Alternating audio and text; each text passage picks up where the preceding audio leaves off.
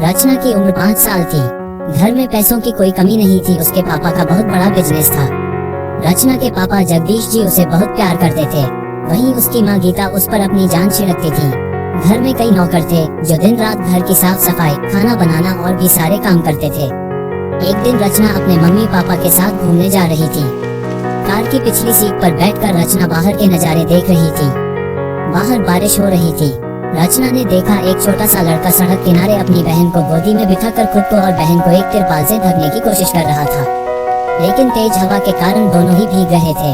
रचना, mummy देखो वो दोनों बेचारे कैसे भीग रहे हैं। गीता जी, हाँ बेटा, वे गरीब लोग हैं, यही उनका ठिकाना है। रचना, लेकिन मम्मी ऐसा क्यों? हमारे पास तो इतना बड़ा घर है, कई कार हैं और इनके पास सर छिपाने के लिए कुछ भी नहीं। गीता जी, बेटी ये सब इनकी किस्मत से मिला है और हमें जो भी मिला है हमारी किस्मत से मिला है। रचना, मम्मी ये किस्मत क्या होती है और ये सब कुछ बांटने में कंजूसी क्यों करती है? रचना की बात सुनकर गीता जी और जगदीश जी दोनों हंस पड़े। गीता जी, नहीं बेटा, ऐसा नहीं बोलते, सब कुछ ईश्वर हमें देते हैं, किसी को कम किसी को ज्यादा। कुछ ही देर में लाइट ग्रीन हो गई और कार अपनी स्पीड से आगे बढ़ने लगी। लेकिन रचना के मन में कई सवाल उठ रहे थे जिनका जवाब न मिलने से वह परेशान हो रही थी। रचना रास्ते भर बाहर के दृश्य देखती रही। उसने कई जगह इसी तरह के गरीब लोगों को देखा जो किसी तरह अपनी गुजर बसर कर रहे थे। तीनों एक बड़े से होटल में खाना खाने के लिए रुके। जगदीश जी, बोलो बेटी, तुम्हें क्या खाना है? जो चाहो वो मंगा लो, बाद में तुम्हारी पसंदीदा आइसक्रीम खाएंगे। रचना, पापा मेरा कुछ खाने का मन नहीं है। आपने रास्ते में शायद देखा नहीं कितने लोग भूखे बैठे थे, वो भीग भी रहे थे और हम यहाँ बड़े से होटल में खाना खा रहे हैं। गीता जी, बेटी तुझे क्या हो गया? वो लोग गरीब हैं तो हम क्या कर सकते हैं? अगर उनकी किस्मत में पैसा होगा तो वे भी अमीर हो जाएंगे और इससे भी अच्छे होटल में खाना खा पाएंगे। तुझे पता है पहले तेरे पापा के पास भी इतने पैसे नहीं थे, लेकिन फिर इन्होंने बहुत मेहनत की और किस्मत ने साथ दिया, तभी हम आज यहाँ तक पहुँच पाए हैं। रचना, लेकिन मम्मी हम कुछ लोगों की मदद तो कर सकते हैं जिससे वे दुखी न रहें। जगदीश जी, अच्छा ठीक है बेटा, आप खाना खाओ, मजे करो। जब हम यहाँ से जाएंगे तो कुछ खाना पैक करा लेंगे और तुम अपने हाथों से उन गरीबों में बांट देना। ये सुनकर रचना बहुत खुश हुई। जगदीश जी ने जाते समय खाना पैक करवाया और उसी जगह पहुँच गए जहाँ रचना ने उन लोगों को देखा था। तब तक बारिश भी बंद हो चुकी थी। रचना ने अपने हाथ से सबको खाने के पैकेट दिए। वह कुछ आगे चली तो वही छोटा सा लड़का अपनी बहन के साथ बैठा था। रचना ने एक एक पैकेट उन दोनों को भी दे दिया। वह छोटी सी बच्ची रचना की ओर हाथ बढ़ाने लगी। रचना उसकी ओर बढ़ी, तभी गीता जी ने उसे रोक दिया। गीता जी, बेटी क्या कर रही हो? देखो वो कितने गंदे कपड़े पहने हैं, वो भी गीले।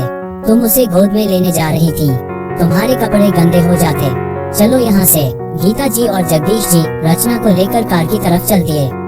रचना, मम्मी मुझे छोड़ दो, मैं उन बच्चों के साथ खेलूंगी, वो मुझे अपनी छोटी बहन की तरह लग रही है। जगदीश जी, रचना तुम बहुत जिद्दी हो गई हो, चलो चुपचाप। पापा की बात सुनकर रचना सहम जाती है और चुपचाप गाड़ी में बैठ जाती है। कुछ ही देर में तीनों घर पहुंच जाते हैं। रास्ते में तीनों ने एक शब्द भी नहीं बोला। घर आकर रचना चुपचाप अपने कमरे में चली गई। रात को गीता जी रचना के कमरे में गई। रचना, आप सब अमीर लोग बहुत खराब हो, गरीबों से नफरत करते हो।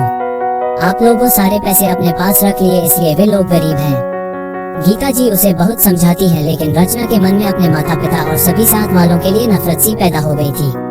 कुछ दिन बाद रचना का जन्मदिन आने वाला था, लेकिन रचना ने जन्मदिन मनाने से साफ मना कर दिया। जगदीश जी, मेरी गुड़िया अब तक अपने पापा से नाराज है। रचना, नहीं पापा, लेकिन मैं जन्मदिन एक शर्त पर मनाऊंगी। मेरे जन्मदिन में अपने अमीर मेहमानों को छोड़कर उन गरीबों को बुलाना चाहती हूँ, उनके साथ खेलना चाहती हूँ। जगदीश जी, बेटी ऐसा कैसे हो सकता है? हमारे में और उनमें बहुत अंतर है, हमें अपने बराबर वालों में उठना बैठना चाहिए। रचना, मुझे पता था, इसीलिए तो मैं जन्मदिन नहीं मनाना चाहती, क्योंकि मैं इन सब लोगों से नफरत करती हूँ। गीता जी, बेटा एक काम करते हैं, हम जन्मदिन तो वैसे ही मनाएंगे जैसे मनाते हैं, लेकिन दिन में हम कुछ केक और मिठाइयाँ लेकर वहीं चलेंगे और उनमें बांट आएंगे। रचना नहीं मानती, वह रोने लगती है। अपनी लाडली बेटी की आंखों में आंसू देखकर जगदीश जी का मन पिघल जाता है। जगदीश जी, ठीक है बेटा, हम वैसा ही करेंगे जैसा तुम चाहती हो। फिर जगदीश जी शहर के बाहर एक फार्म हाउस बुक करते हैं। वहाँ खाने पीने का पूरा इंतजाम करवाते हैं। जन्मदिन वाले दिन वे सड़क किनारे बैठे सभी लोगों को कई बसों में बिठाकर वहाँ ले जाते हैं। उन्हें देखकर रचना बहुत खुश होती है। उसमें वो दोनों भाई बहन भी थे। गीता जी उनके लिए नए कपड़े लाई थी। रचना की नौकरानी उन्हें ले जाती है, उन्हें नहलाकर नए कपड़े पहनाकर तैयार करती है। जब वे दोनों बाहर आते हैं तो सभी उन्हें देखकर चौंक जाते हैं। रचना जोर जोर से उछलने लगती है। वे दोनों भाई बहन भी रचना के साथ खेलने लगते हैं। कुछ देर बाद रचना सबके साथ मिलकर केक काटती है। फिर सब खाना खाते हैं। जाते समय जगदीश जी सभी को पैसे देते हैं। सभी लोग रचना को बहुत आशीर्वाद देकर अपनी अपनी बसों में बैठकर वापस चले जाते हैं। रचना की खुशी देखकर उसके माता पिता बहुत खुश होते हैं। तब से उनकी सोच बदल जाती है। वे अब गरीबों के लिए बहुत करने लगते हैं और अपना हर त्योहार व हर खुशी का पल वे अब उन्हीं लोगों के साथ मनाते थे। एक छोटी सी बच्ची की जिद ने दोनों के सोचने का तरीका बदल दिया था।